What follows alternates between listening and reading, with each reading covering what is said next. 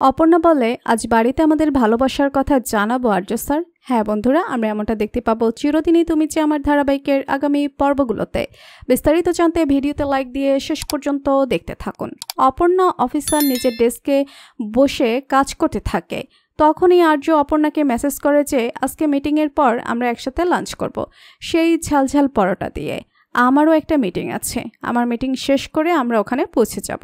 অপর্ণা তখন মুস্কি হেসে রিপ্লাই দেয়, ঠিক আছে। অন্যদিকে দেখা যায় সতীনাথবাবু শাড়ির দোকানে যাওয়ার জন্য বের হলে সেখানে পৌঁছে যায় মীরা এবং গিয়ে বলে, এ কি আপনি এখন এই রোদের মধ্যে এভাবে ঘেমে টেমে এখানে এসেছেন? যে তখন সতীনাথবাবু জানে তার অভ্যাস আছে। তখন মীরা জানে যে কেন আপনি মেয়েকে এত সুন্দর সবকিছু শিখিয়ে পড়িয়ে পাঠিয়েছেন। যখন অপরকে আশ্বাস করে তুমি বাবাকে বলে দাও আমি যে কোনো সমস্যা ফেস করার জন্য তোমার পাশে আছি, তোমার যদি মনে হয় তুমি আজও বলে দাও, তখন অপর্ণা ঠিক করে আজই সে তার বাবাকে গিয়ে সমস্ত সত্যিটা জানিয়ে দেবে। ওদিকে সতীনাথ বাবুকে হসপিটালে নিয়ে গেলেও হসপিটালে ফর্মালিটি পূরণ করার জন্য যে টাকার দরকার সেটা আপনার মার কাছে না থাকায় সতীনাথ বাবুকে ভর্তি করতে পারছিলেন না। তখনই একজন ইয়াং ডাক্তার এসে জিজ্ঞাসা করে কি হয়েছে। তখন আপনার মা কাঁদতে কাঁদতে বলতে থাকে, প্লিজ ট্রিটমেন্ট শুরু করুন না, ওনাকে ভর্তি নিয়ে নিন, দেখুন না কি হয়েছে। আমার মেয়ে এসে সব ফর্মালিটি সব বিল পে করে দেবে।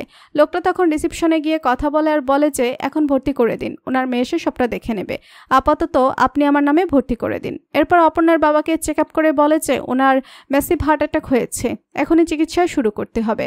আর ওদিকে অপর্ণাকে ফোন করে কোনোভাবেই পাওয়া যাচ্ছে না। দুপুরে অপর্ণা খাওয়া শেষ করে আর্য অপর্ণাকে বলে, তোমার আজ আর অফিসে যেতে হবে না, তুমি বরঞ্চ বাসায় যাওয়ার সময় নাও আর তোমার বাবা মাকে সবটা খুলে বলো। এরপর গাড়িতে উঠতে নিলে অপর্ণা বলে, আজ আপনার গাড়িতে যাব না, আজকে আমি নিজেকে সময় দিতে চাই, একটু নিজেকে ভালো করে বোঝাতে চাই, আমি আস্তে ধীরে বাড়ি যাব।